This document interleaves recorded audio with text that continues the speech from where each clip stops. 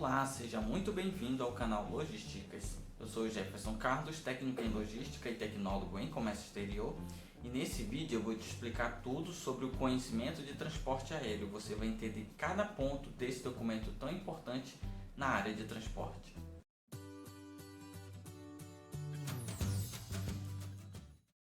Quem lida com esse documento, Conhecimento de Transporte Aéreo, conhecido como AWP ou Airway Bill, precisa saber compreender cada ponto desse documento, que ele é semelhante ao conhecimento de transporte rodoviário, como eu já expliquei em um vídeo anterior. Então vamos à primeira parte do documento. Vocês podem ver aí na tela que é o canhoto. Nesse documento que eu estou explicando para vocês, o canhoto, onde o cliente assina o conhecimento, fica na parte de cima. Aí você pode ver as informações do destinatário, que é onde ele vai assinar a data, a hora, quando ele receber aquela mercadoria. Tem um canto para ele colocar a assinatura, o RG. Nessa primeira parte tem até a data e a hora de emissão do documento. E logo bem acima tem um termo escrito: declaro que recebeu os volumes deste conhecimento em perfeito estado, pelo que dou por cumprido o presente contrato de transporte.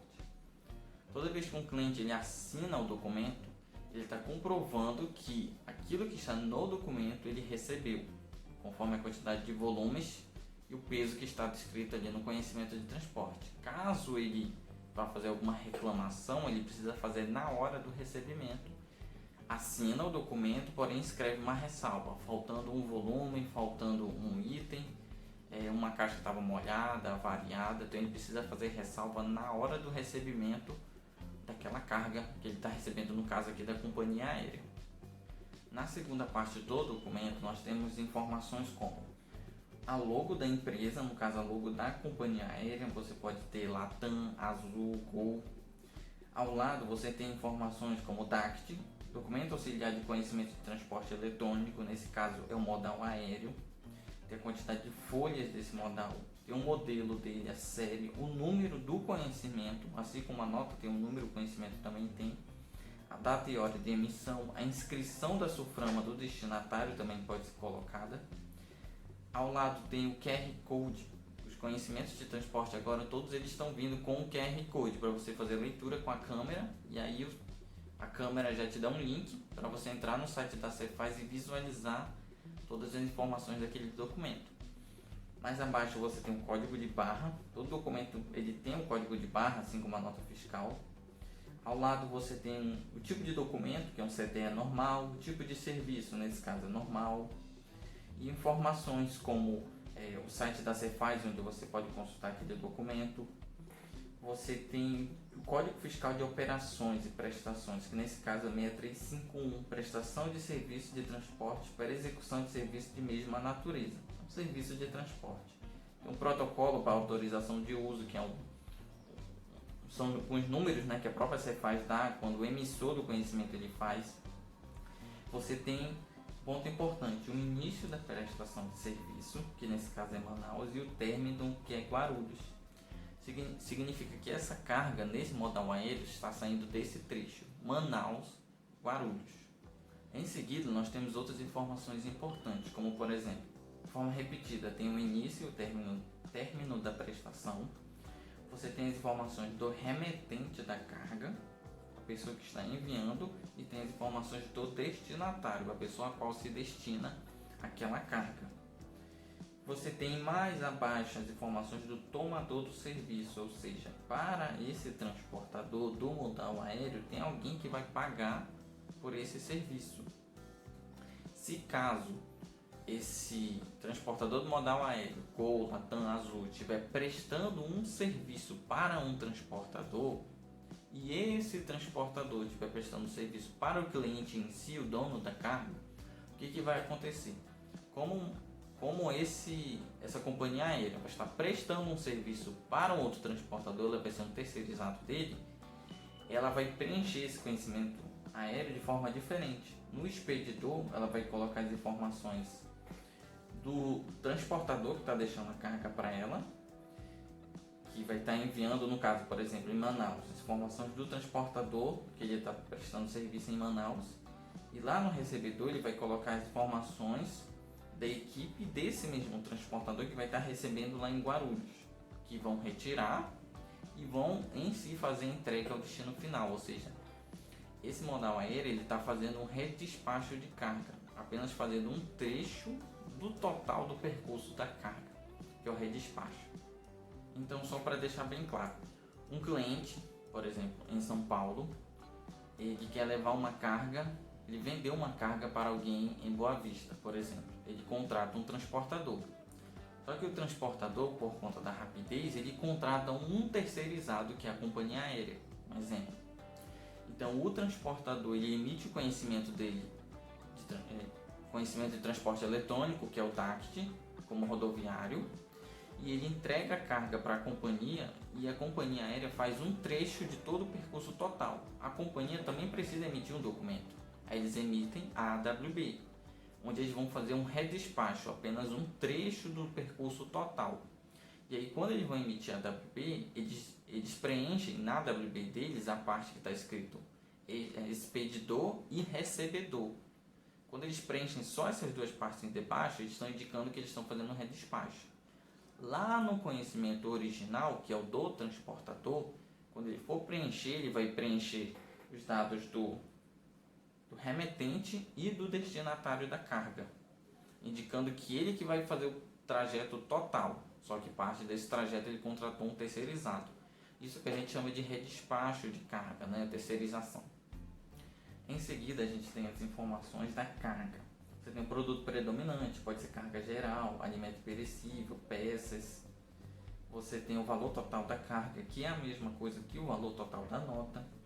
O peso bruto dela, a base de cálculo por quilo, ou seja, o quilo que será considerado para calcular o valor do frete. Você tem a cubagem, que é o espaço que aquele material ocupa no modal aéreo, e a quantidade de volumes. Então essas partes são bem importantes, principalmente a questão do peso, porque se o peso cubado, ou seja, o espaço que a carga ocupa, for proporcionalmente maior do que o peso bruto, a companhia aérea vai cobrar pelo espaço que aquela carga está ocupando, que é a cubagem, e não pelo peso bruto. Se o peso bruto da carga for maior do que o cubado, a companhia aérea vai cobrar pelo peso bruto. Sempre vai cobrar pelo maior, para aquilo que ocupa mais espaço ou que seja mais pesado. Na parte em seguida, a gente tem a parte da composição do frete. Assim como no modal rodoviário, o aéreo ele também tem o seu trecho de composição, que é esse que você está vendo. Componentes do valor da prestação de serviço. Ele diz do lado direito o valor total a receber, que é o valor total do frete, e do lado esquerdo, onde está escrito nome e valor, a companhia aérea pode preencher com todas as taxas e composições que ela cobra do cliente. Pode ser a de valorem, o frete peso, pode ter taxa de infraero, taxa de aeroporto e outras taxas. Então sempre vai estar descrito vários campos e no final, do lado direito, o valor total da prestação do serviço. E também vai ter a questão dos impostos que está escrito abaixo, informações relativas ao imposto. Então você que está contratando o transporte aéreo, é importante você olhar a composição, olhar não só o final, mas olhar cada parte para você saber exatamente o que você está pagando. Uma parte fica com o infraero, uma parte fica com o governo, nem tudo fica na mão da companhia aérea. Só para você ter ciência exatamente do que você está pagando ali de fato para aquele transporte. Em seguida, nós temos uma outra parte muito importante que são os documentos originários. Como assim? Assim como o conhecimento de transporte rodoviário ele é emitido baseado na nota fiscal, o conhecimento de transporte aéreo ele pode ser emitido baseado na nota fiscal também, ou seja, o documento originário dele pode ser a nota fiscal, ou se ele estiver prestando um serviço para um transportador, conhecimento de transporte aéreo pode ser emitido baseado em um conhecimento de transporte rodoviário. Pode acontecer isso, ele pode fazer só um trecho, só um despacho.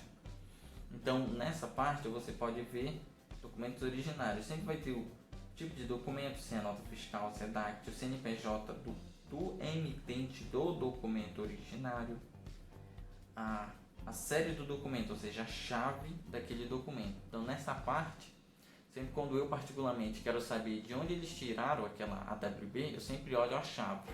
Aí pela chave eu descubro se foi uma nota ou se foi um DACT. Aí eu entro lá no site da Cefaz consigo baixar ou pelo menos visualizar o DACT ou a nota fiscal para saber o que estava nas informações originais e o que está no AWB.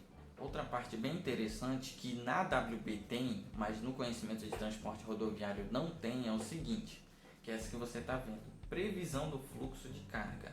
Ela explica qual trecho aquela carga vai passar. No caso, sigla do código interno da filial, aeroporto de origem, MAO. No caso, é a sigla da cidade de Manaus.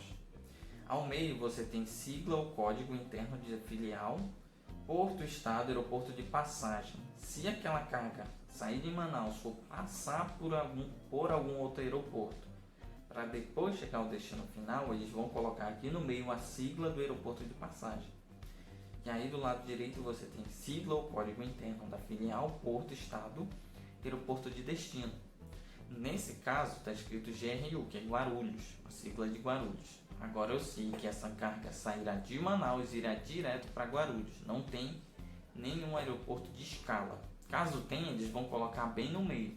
Interessante você como cliente olhar essa parte, que aí você consegue ver o trajeto só pelo documento, sem antes olhar o rastreio. O próprio documento ele já diz qual é o trajeto daquela carga. Outras partes também estão descritas aí, informações gerais.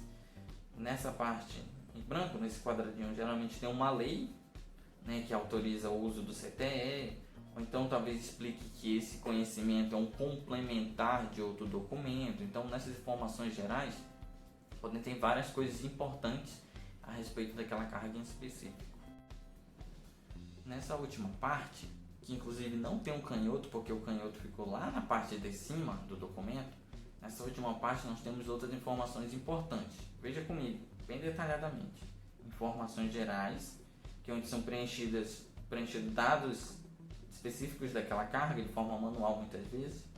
Abaixo você tem informações específicas do modal aéreo. Número operacional do conhecimento aéreo, ou seja, é o número da AWB. Assim como a nota tem um número, o conhecimento aéreo também tem um número, que vai ser preenchido nessa parte. Classe, tarifa geral. Como assim? A companhia aérea pode te cobrar como carga geral, como carga expressa, como carga confecção, como carga de alimento perecível, enfim. A tarifa vai ser classificada de acordo com o tipo de carga. Então eles vão preencher aqui um nome específico, nesse caso, tarifa geral. Código da tarifa, valor da tarifa. Ou seja, nesse valor da tarifa eles vão colocar quanto que eles estão cobrando por quilo. R$3, R$4, R$5, R$10 por quilo, enfim.